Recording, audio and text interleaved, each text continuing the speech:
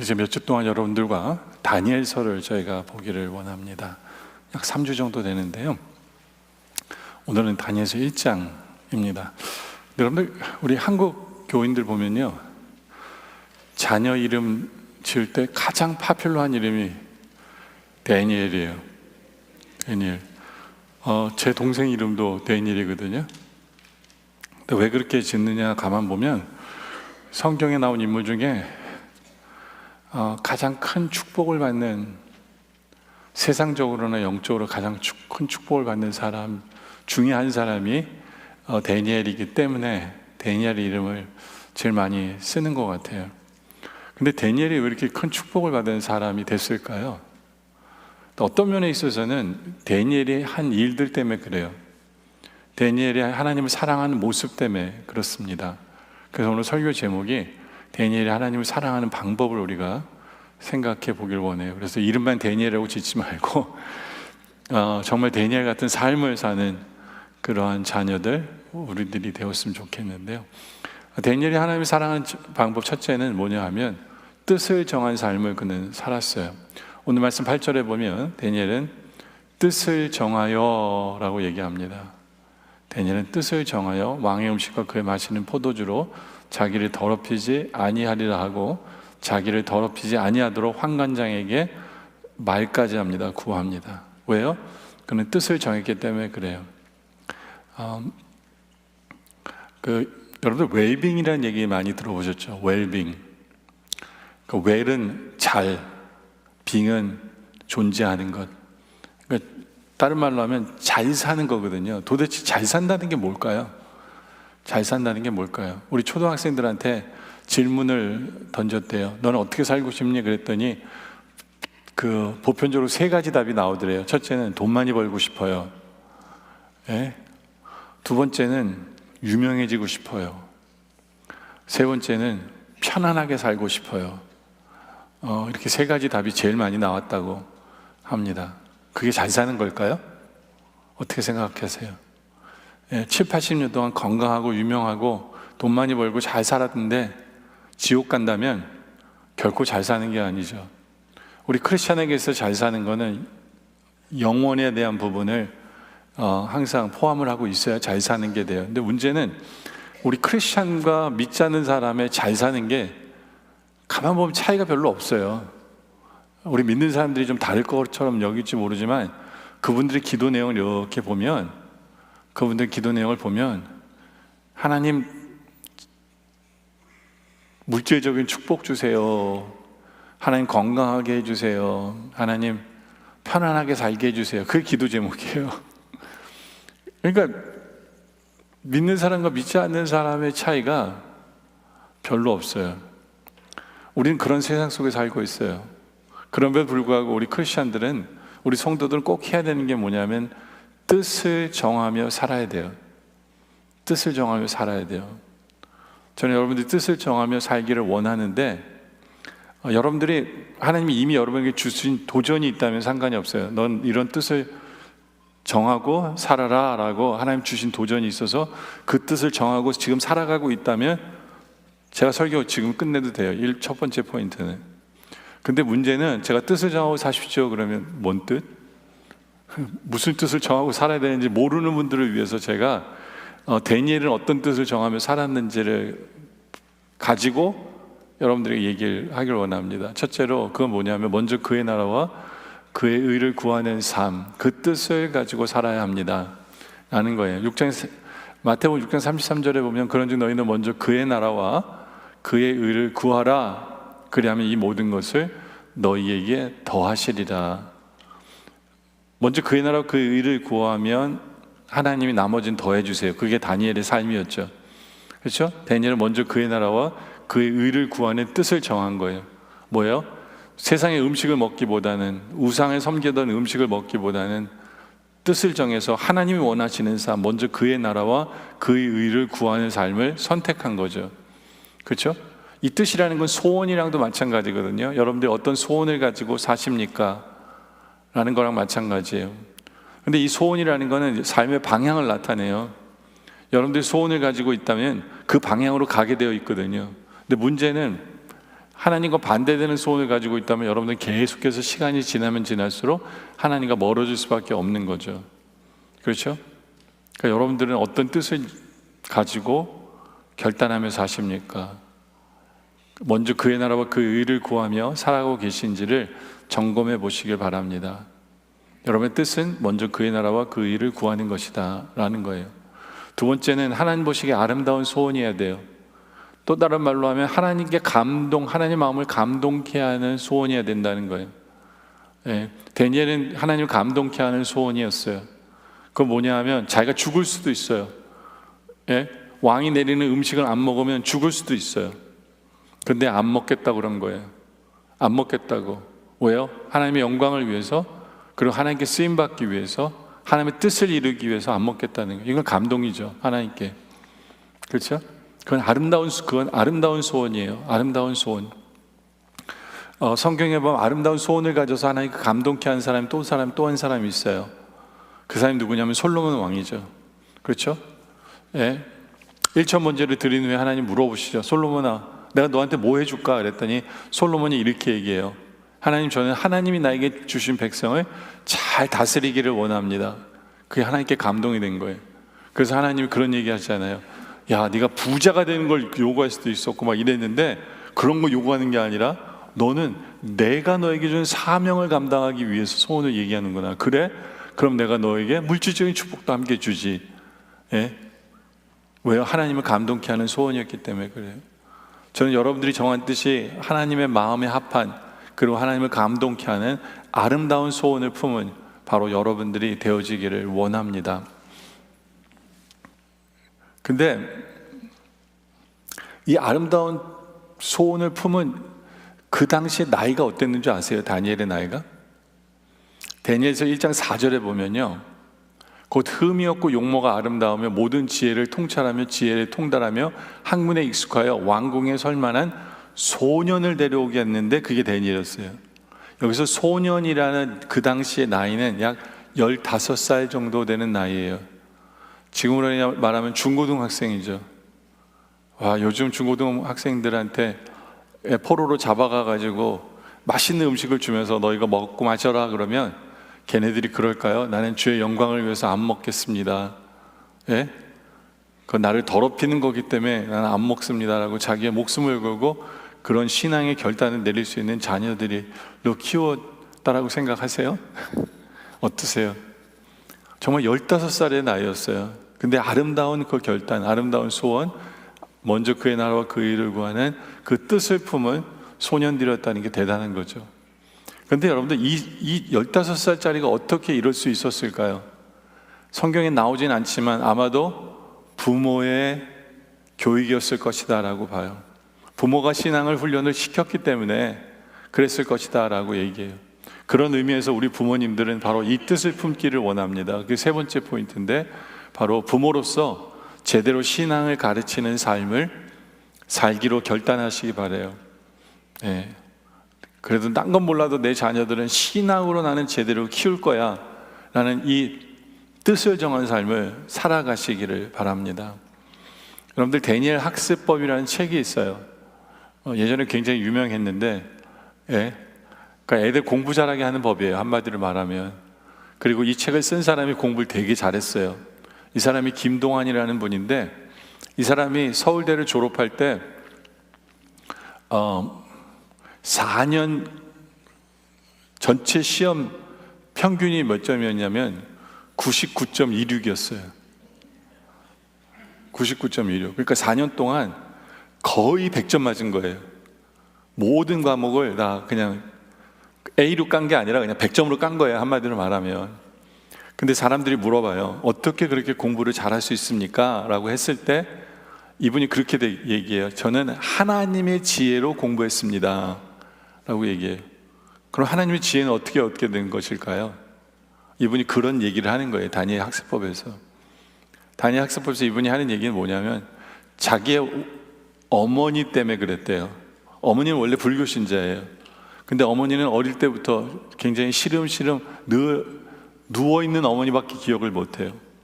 그런데 7살 때 어머니가 갑자기, 예전에는 무당을 찾던 어머니가 갑자기 7살 때 예수를 믿기 시작했대요. 그리고 예수를 믿은 다음부터는 홀홀 털고 모든 병을 다 이기고 건강해지셨대요. 그러면서 어머니가 자기 자녀를 신앙으로 키우기를 결심을 하고 새벽 기도 나가는 건 물론이고, 예, 성경 읽고 기도하는 거 늘 가르쳤대요. 그래서 성경 읽고 기도한 걸 점검하고 안 했으면 밥을 안 줬고요. 어쩔 때는 매를 들어서 성경 읽고 기도하는 훈련을 시키셨대요. 예. 그리고 꼭 부흥회가 있으면 자녀를 꼭 데리고 갔대요. 어른들 부흥회 꼭 데리고 가서 함께 참석하고 성경 읽고 부흥회 참석하고 교회 봉사하고, 예, 매번 이걸 시킨 거예요. 그리고 그 훈련을, 그래서 그 모든 것을 통해서 하나님께 영광 돌리는 그러한 훈련을 어머님이 시켰대요. 그리고 대학 4년 동안 수석이었는데 그때도 부흥회 참석하고 교회 봉사하고 성경 읽고 기도하는 거는 잊지 않았대요. 바로 그게 하나님이 주신 지혜였다는 거예요. 하나님이 주신 지혜였다. 예? 근데 야고보서 1장 5절에 보면 이런 말씀이 있어요. 너희 중에 누구든지 지혜가 부족하거든 모든 사람에게 후히 주시고 꾸짖지 아니하신 하나님께 구하라. 그리하면 주시리라. 그렇죠? 하나님이 주시는 거예요. 지혜는요. 하나님이 주시는 지혜예요. 제 자랑 같지만 제 얘기를 하면, 제가 미국에 오자마자 1학년, 2학년 때 풀타임으로 일하고 하루에 12시간씩 일하고요. 풀타임으로 대학 다녔거든요. 그리고 주일이면 열심히 교회 봉사했어요. 반사부터 시작해가지고 성가대, 찬양 뭐 다 했어요. 우리 어머님이 너 그러다 죽는다. 일요일 날은 쉬어야지. 너 교회 가서 그렇게 일하다가는 너 죽는다고. 왜냐면 하루에 12시간 이상 학교 다니면서도 일하고 대학 풀타임으로 다녔거든요. 근데 제가 1, 2학년 다닐 때 오해에 맞았어요. 그렇게 안 보이죠? 오해에 맞은 사람 좀 안 보이죠? 제가 대학교 1, 2학년 때 오해에 맞았어요. 근데 제 실력으로 오해에 맞지는 않았어요. 솔직히 얘기하면. 뭐 제가 미국에 오자마자 대학을 들어갔어요. 제가 뭐 영어를 잘했겠어요? 물론 두바이에 있을 때 고등학교를 졸업했지만 그때 1년도 안 다녔어요. 저 고등학교. 그리고 미국 와가지고 영어를 잘했겠습니까? 근데 올레에 맞았어요. 근데 이게 제 능력이 아니에요. 한 과목은 제가 지금도 기억하는 게 퍼스널 헬스라는 그 생물이랑, 그러니까 바이올로지랑 건강이랑 이렇게 합쳐진 과목이 하나 있었는데 모르고 들었는데 여자들이 듣는 과목이더라고요. 애를 어떻게 낳고 임신한 여자들은 어떻게 헬스하고 뭐 그러면서 그 생물학적으로 뭐 이런 거 막 얘기하는데 뭔 소리 하는지 하나도 못 듣더라고요. 그래서 첫 시험을 딱 봤는데 56점을 맞았어요. A랑은 멀잖아요. 그래서 야, 이 과목은 내가 진짜 페일 하겠구나 했는데 갑자기 모든 학생들이 여학생들밖에 없는데 제가 유일한 남학생인데 여학생들이 그 교수 싫다고 데모를 했어요. 그래가지고 그 교수 학과를 보이콧을 해버린 거예요. 그 매일 수업 시간만 되면 저 혼자 들어가서 앉아 있었어요. 그래서 저 파이널도 안 보고 A 맞았어요. 제가 1, 2학년 때 올레 맞은 게 제 실력이었을까요? 아니에요. 정말 교회 열심히 하니까 진짜 하나님 올레 주시더라고요. 근데 대학교 3학년 때부터 제가 연애를 시작하면서 우리 어머님이 반대하는 연애를 하고 막 폐결에 걸리고 교회 일과 모든 거에 막 그냥 뒤죽박죽 되니까 대학교 졸업할 때 제가 2.67의 그 평균 점수로 그 졸업을 하게 됐는데 1, 2학년 때처럼 했으면 제가 올해 맞았을지도 몰라요. 근데 지혜는 하나님께로 오는 거예요. 제가 왜 이런 얘기를 하냐면 부모님들이 그런 결단이 필요해요. 우리 애는 신앙으로 키우겠다는. 네. 가만 보면 우리 한국에 있는 부모들은 고3 되면 애들 교회를 안 보내더라고요. 늘 하나님께 영광 돌리며 살라고 그러면 고3 되면 너는 공부를 먼저 해야 돼 해서 교회도 안 보내는 부모들 참 많은데 미국은 그보다 더한 것 같아요. 미국은 일찍부터 애를 교회를 안 보내는 부모들이 되게 많아요. 왜요? 뭐 하면? 운동하면, 예? 왜냐면 주일날 운동이 되게 많거든요. 근데 가만히 생각해 보셔야 돼요. 주일날 애들 교회 빠져가면서 걔네들 운동을 시키는 게 맞는지. 왜냐면 이 운동은요, 절대적으로 나이가 들어서까지도 필요한 게 뭐냐면 건강이거든요. 근데 그 건강을 주시는 분이 누구냐면 하나님이에요. 네? 아이들이 운동하기 때문에 건강해지는 게 아니라 모든 운동을 몸 한 군데를 망가뜨리는 거거든요. 축구를 하면 발이 망가지든지 뭔가를 골병 들게 하는 게 운동이에요. 예? 근데 그 가운데서도 지키시는 분이 누구냐면 하나님이시거든요. 그렇기 때문에 철두철미하게 자녀를 키울 때 하나님 위주로 그들이 하나님의 신앙 안에서 자라도록 키워야 모든 게 되죠. 안 그러면 안 돼요. 그러려면 부모의 결단이 필요한 거예요. 부모의 결단이 쉽지 않은 거 저도 알아요. 쉽지 않은 거 저도 알아요. 근데 정말 그래서 부모가 뜻을 정한 삶을 살 때 이것이 가능하다라는 거예요. 네 번째는 정직하게 사는 삶을 뜻을 정해야 된다라는 거죠. 솔직히 다니엘과 그 친구들은 거짓말할 수 있었어요. 음식 나오면 야채만 먹고, 고기는 야 너 안 그래도 식욕이 왕성한 주위의 친구들한테 더 먹어.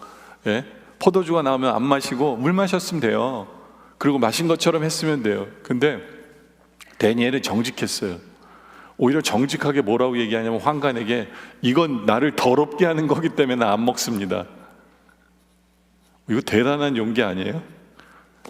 그냥 좀 이렇게 제가 이거 별로 이거 먹으면 알러지가 있어서 이게 아니라 정직하게 나를 더럽게 하는 거기 때문에 안 먹겠습니다.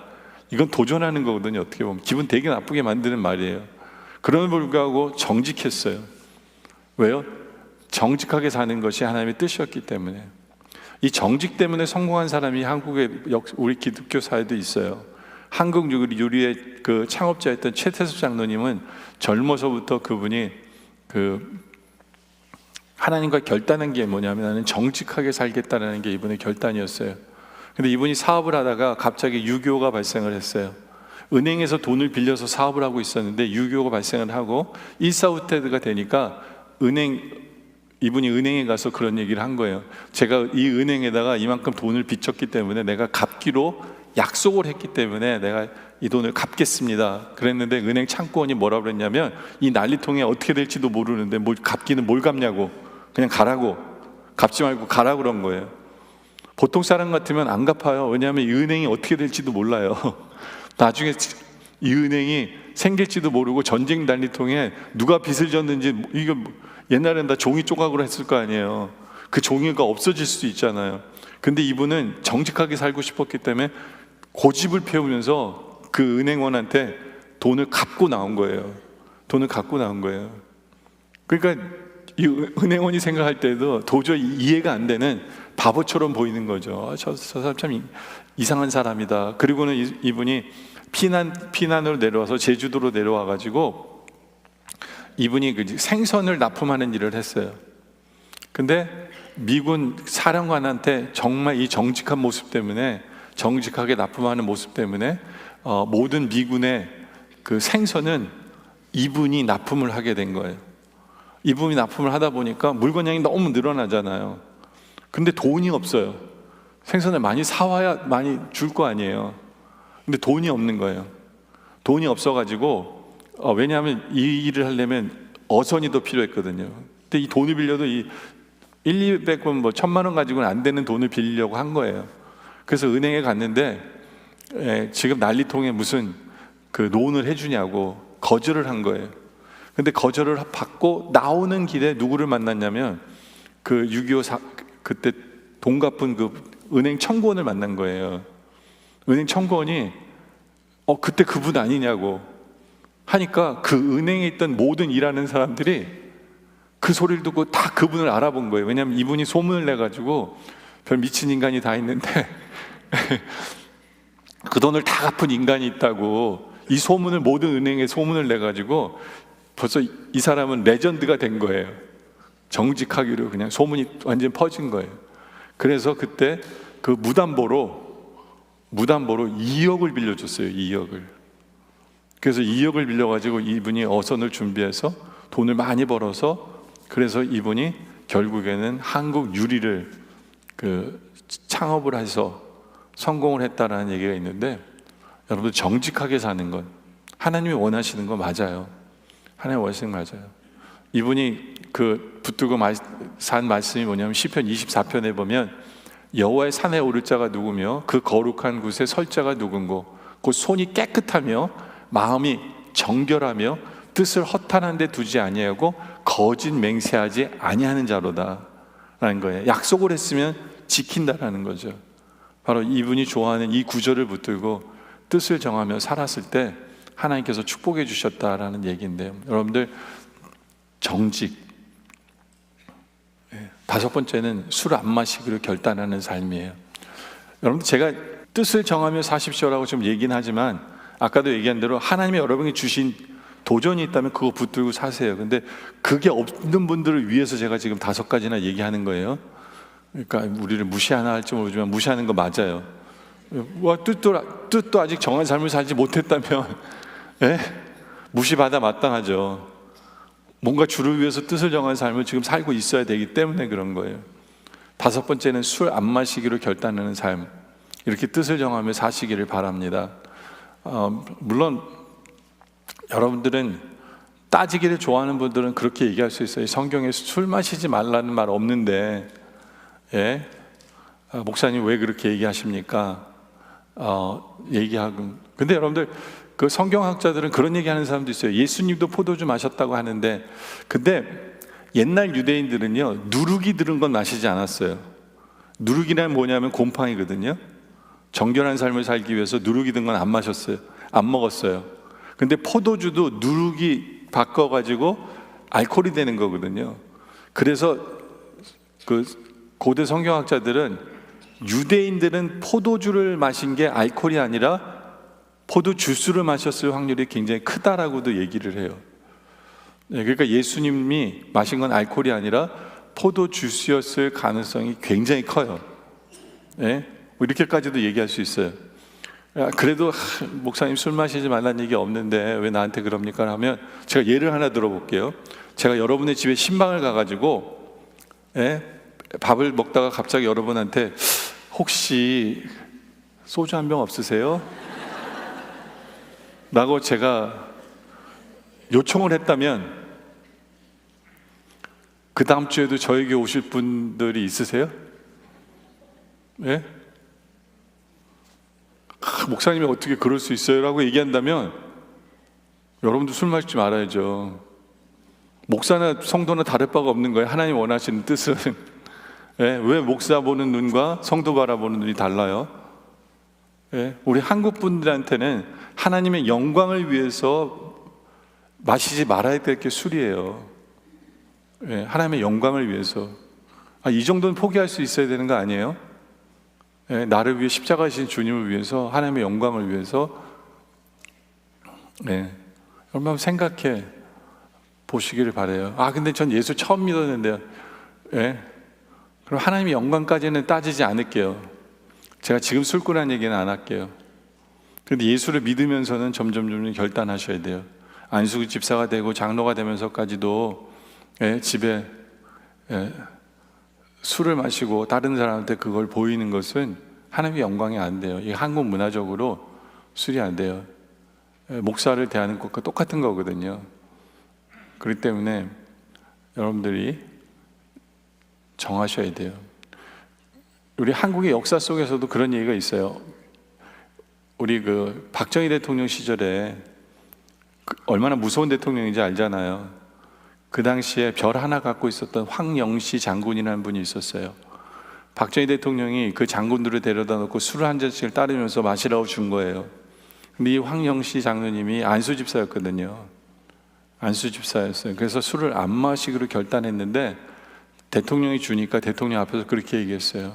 각하의 명령이라면 저는 무엇이든지 다 따르겠습니다. 그러나 저의 신앙 양심상 술을 마시는 것만큼은 할 수 없습니다 라고 얘기를 했어요. 그때 회식장에 있는 모든 다른 장군들이 이 판 망친다고 막 웅성웅성 되기 시작을 합니다. 그러니까 대통령이 목소리를 높이면서 황 장군, 그래도 내가 주는 것이니까 마셔, 그렇게 얘기한 거예요. 그랬더니 이분이 또 이렇게 얘기합니다. 각각 술을 마시는 것은 제가 모시고 계신 하나님이 원치 않는 것입니다. 예, 그 명령만은 거두어 주십시오. 이 말을 들은 대통령이 화를 내면서 뭐야 그러면서 나가버리셨어요.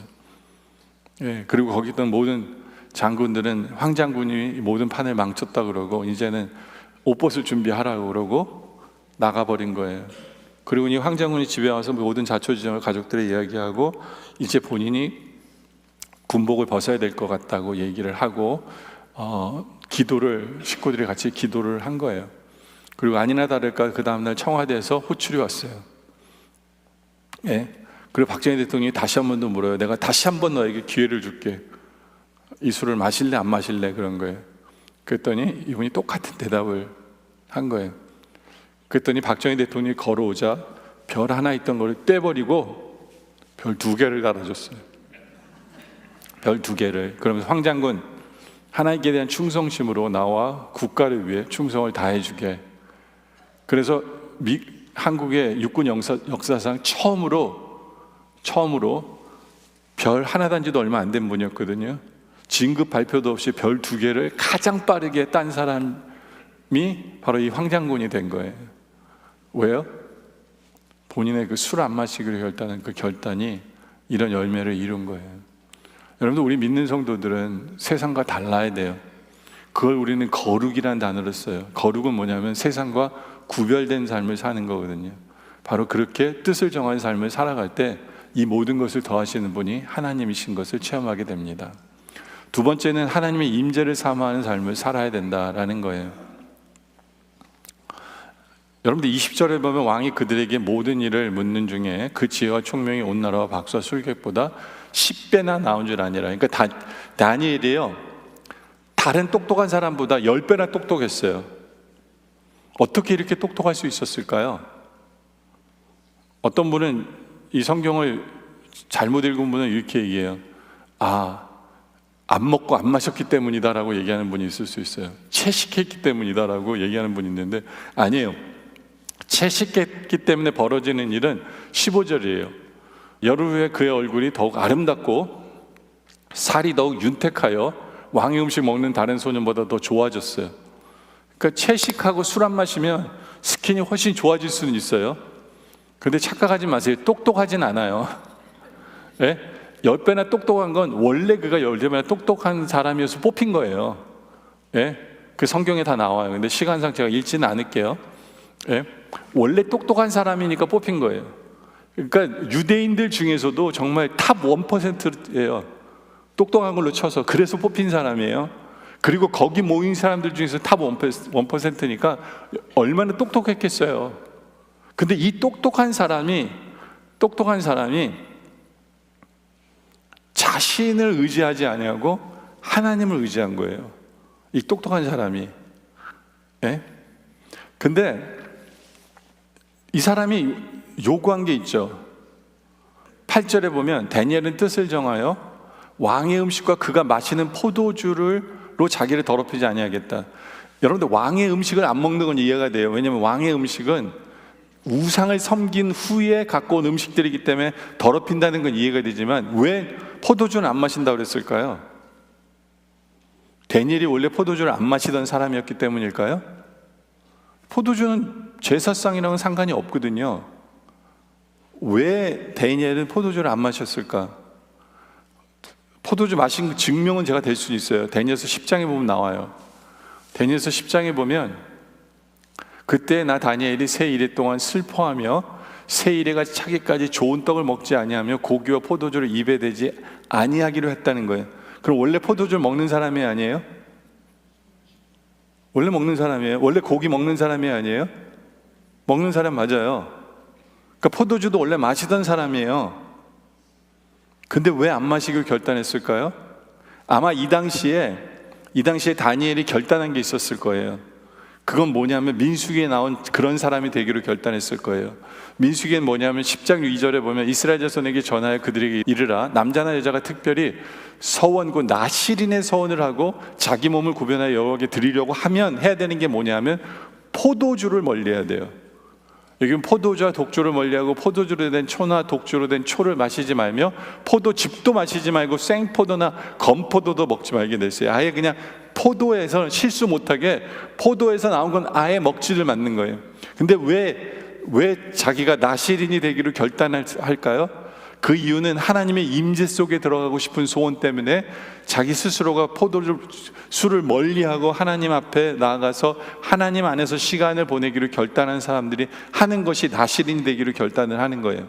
이건 자기가 결단하는 사람들이거든요. 누가 시켜서 하는 게 아니라. 태어나면서 나실인 사람도 있어요.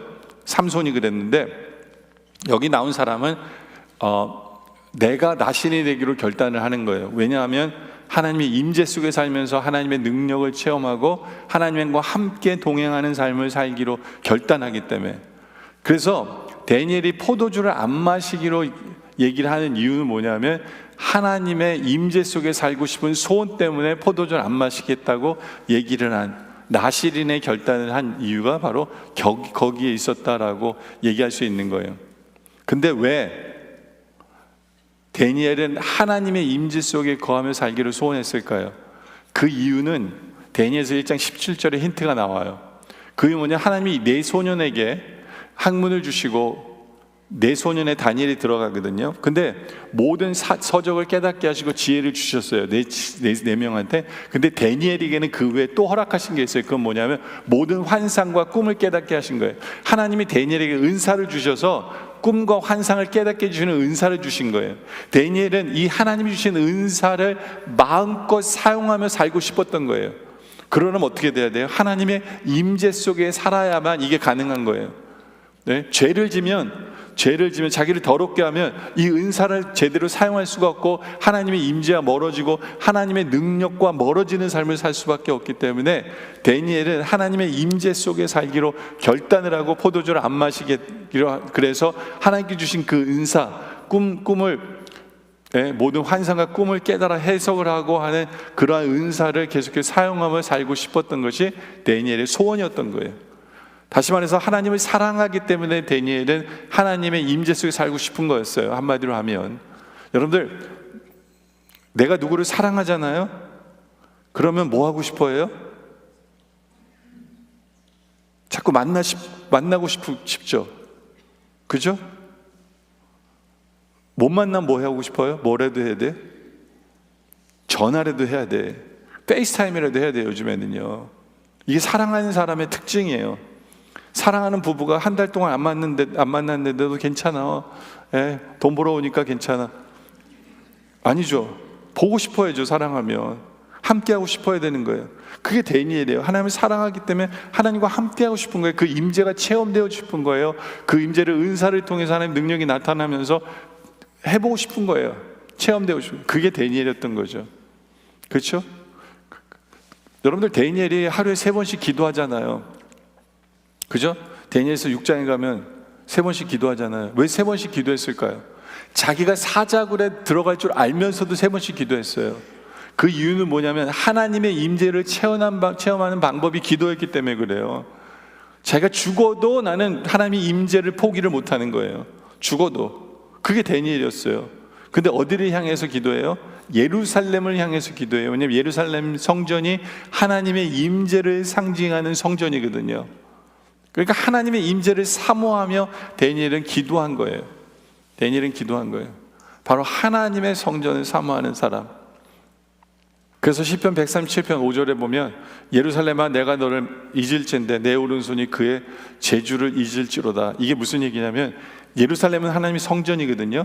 하나님의 성전을 잊어버리면 내 오른손이 뭘 할 수 있는 것을 잊어버리는 거예요. 하나님이 주신 은사를 잊어버린다라고 얘기하는 거예요. 그러니까 하나님의 성전을 사모해야 돼요. 성전을 사모하는 건 하나님의 임재를 사모해야만 하나님의 은사를 제대로 사용할 수 있고 하나님의 능력으로 살고 있는 거예요. 6절도 마찬가지예요. 내가 예루살렘을 기억하지 아니하거나 내가 가장 즐거워하는 것보다 더 즐거워하지 아니할진대 내 혀가 내 입 천정에 붙을지니라. 이게 무슨 얘기냐면 하나님의 성전을 더 기뻐하고 좋아하지 않으면 우리 입술이 하나님을 찬양하며 살아가야 되는 입술이 천장에 붙어버려가지고 아무것도 못하게 하시겠다라고 얘기를 하시는 거예요. 중요한 건 이거예요. 우리는 하나님의 임재를 사모하며 하나님의 전을 사모하며 나와야 돼요. 여러분들이 지금 이 자리에 나온 것도 하나님의 임재를 체험하기 위해서예요. 여러분들이 제가 전하는 설교를 듣는 이유도 바로 그거예요. 여러분들이 제 설교를 듣고 가끔가다 어떤 분은 그래요. 목사님 좋은 말씀 감사합니다 이렇게 얘기해요. 제가 무슨 좋은 말씀을 전한 건 아니거든요. 예? 하나님의 말씀을 전한 거지 좋은 말씀 전한 게 아니에요. 예? 그런 분들은 가만히 있다가 내 부모를 공경하라 뭐 이런 설교하고 나면 와서 얘기하는 거예요. 좋은 말씀. 왜? 세상적인 좋은 말씀이거든요. 근데 그거 들으러 온 게 아니에요. 여러분들은요, 하나님의 말씀을 통해서 하나님의 임재를 체험하기 위해서 오신 거거든요. 그렇잖아요. 그래서 성전에 오시는 거예요. 하나님 성전이 그렇게 중요해요. 여러분들이 다니엘서를 자세히 읽어보면 좀 의아한 부분이 있어요. 여러분들 질문을 굉장히 많이 하는 부분은 분들은 다니엘서 1장 1절부터 헷갈릴 수밖에 없어요. 왜냐하면 1장 1절에 보면 이런 말씀이 있어요. 유다왕 여호야김이 다스린 지 3년이 되는 해에 바벨론 왕 느부갓네살이 예루살렘에 이르러 성을 에워쌌더니 주께서 유다왕 여호야김과 하나님과 전 그릇 얼마를 그의 손에 넘기심에 그가 그것을 가지고 신할 땅 자기 신들의 신전에 가져다가 그 신들의 보물을 창고에 뒀대요. 근데 이 다니엘서 1장은 뭐에 대한 얘기를 하는 책이에요? 1장은 뭐에 대한 얘기예요? 여러분들 지금까지 들었잖아요. 누구에 대한 얘기예요? 원래는 누구에 대한 얘기예요? 다니엘에 대한 얘기예요. 다니엘과 그의 친구들에 대한 얘기가 1장이에요. 근데 1장 3절부터는 그 친구들에 대한 얘기가 나오는데, 아니 갑자기 1장 1절과 2절에는 왜 갑자기 성전의 물건을 빼앗겼다는 얘기를 할까요? 좀 의아하지 않아요? 이 성경도 이렇게 맥락이 있는 거거든요. 흐름이 있어요. 그거 굉장히 중요시 여겨요, 성경도. 근데 다니엘과 그의 친구들에 대한 얘기를 하실 거면서 갑자기 성전 물건을 빼앗겼다는 얘기를 딱 하고는 갑자기 친구들로 넘어가요. 왜 그랬을까요? 왜 그랬을까요? 그 이유는 하나님의 성전에 대한 얘기를 하고 싶은 거예요. 그건 뭐냐면, 야 다니엘과 내 친구들아, 하나님의 성전의 물건을 다 뺏겼어. 어떡하냐? 너희는 하나님의 임재를 사모하는 너희들인데 하나님의 전이 저렇게 됐다. 어떡하냐? 하는 이러한 그 퀘션을 남겨주고 흐르는 거예요. 이 성경책이 지금 얘기하고 있는 거예요. 그러니까 다니엘이 하나님의 전을 사모하는 걸 알고 있었어요. 그래서 나중에 다니엘서 4장에 가면, 그러니까 4장에 가면 이 느부갓네살 왕이 성전에서 탈취한 물건을 가지고 뭘 합니까? 잔치를 벌이잖아요. 거기다가 우상이 섬기는 음식을 먹으면서 술잔을 따르고 완전히 그냥 난잡한 파리를 벌려요. 그랬을 때 벽에 글씨가 쫙 나와서 글씨가 써 있잖아요. 뭐라고 써 있어요? 하여튼 이상한 못 알아듣는 말이 써 있어요. 메데메레 우바르시 이런 말이 써 있어요. 예? 예전에 다 기억했는데 이 키모에는 기억을 못 하겠는데 하여튼 이상한 말이 써 있어요. 그러면서 다니엘이 그걸 해몽을 하면서 하나님의 전의 물건을 너희가 이렇게 했기 때문에 이렇게 됐다라고 얘기하면서 그걸로 죽어버리잖아요, 왕이요. 예, 그러면서 하나님의 성전을 향해서 다니엘이 그 다음 왕에서는 기도를 하고 하는 이 모습이 연결되어진 거예요. 뭐예요? 하나님의 성전이 회파되어서는 안 되는데 이것을 통해서 하나님의 임재가 체험되어지는 곳이어야 되는데 라는 이걸 암시하는 부분이 여기 있는 거예요. 그래서 이렇게 써 있는 거예요. 중요한 건 뭐냐면 우리가 정말 하나님을 사랑한다면 하나님의 임재를 사모하시길 바라요. 그리고 하나님의 임재를 사모한다면 하나님의 성전을 가까이 하셔야 돼요. 하나님의 전과 가까이 하셔야 돼요. 예배하기를 즐거워하셔야 돼요. 그래서 하나님의 임재를 사모함으로 말미암아 하나님의 전을 가까이 함으로 말미암아 다니엘과 같은 복을 누릴 수 있는 여러분들 되길 원해요. 제 말씀에 결론을 내리죠. 여러분들 요즘은 안타까운 게 뭐냐면 굉장히 많은 크리스천들이 뜻을 정해요. 뜻은 정해. 근데 어렵고 힘든 일이 생기잖아요. 그럼 그 뜻을 헌신짝처럼 버려요. 내가 자녀를 이제부터 이렇게 교육해야지 하는데 갑자기 문제가 생기면 헌신짝처럼 내 뜻을 저버리는 경우도 많아요. 정직하게 살기를 결단하면서도 먼저 그의 나라 의를 구해야 되는데 그냥 내 의를 먼저 구하고 내 물질을 먼저 구하는 경우가 너무너무 많아요. 그렇기 때문에 우리는 깨어 있어야 돼요. 다니엘처럼 이름만 짓는 것이 아니라 정말 결단하고 그 뜻을 이루어가는 삶을 살기를 원합니다. 그리고 하나님을 사랑하기 때문에 하나님의 임재 속에 살고 싶은 소원으로 가득 차기를 원해요. 그래서 끊어야 될 건 끊고 예배하기를 즐거워하고 하나님이 저는 사모함으로 말미암아 이름만 다니엘이 아니라 이제부터는 다니엘 같은 삶을 삶으로 말미암아 다니엘이 누렸던 축복을 같이 누릴 수 있는 우리 모두가 되어주시길 주님의 이름으로 축원합니다. 기도드리겠습니다. 아버지 하나님, 사랑의 하나님 아버지, 우리가 주님을 사랑합니다. 근데 말로는 사랑한다 하면서 힘들고 어려운 일이 있을 때마다 우리의 정한 뜻을 버릴 때가 너무나도 많은 것을 회개합니다. 이제부터는 그 뜻을 지키고 그 뜻을 세우고 주만 섬기는, 그래서 험한 이 세상 속에서 우리 자녀를 제대로 교육하고 우리도 제대로 결단하며 그 뜻을 이루며 사는 우리들 되게 하여 주시옵소서. 날마다 하나님의 임재를 사모하는 우리들 되게 하여 주시고, 임재를 사모하기에 예배 열심히고 하나님의 전을 사모하는 우리들 되게 하여 주시옵소서. 그래야 이름만 다니엘이 아니라 이제는 다니엘 같은 삶을 살게 하시고 다니엘이 누렸던 복을 우리 자녀와 우리 온 가족이 함께 누리는 우리 모두 되게 하여 주시옵소서. 감사드리며 예수님의 이름으로 기도드립니다. 아멘.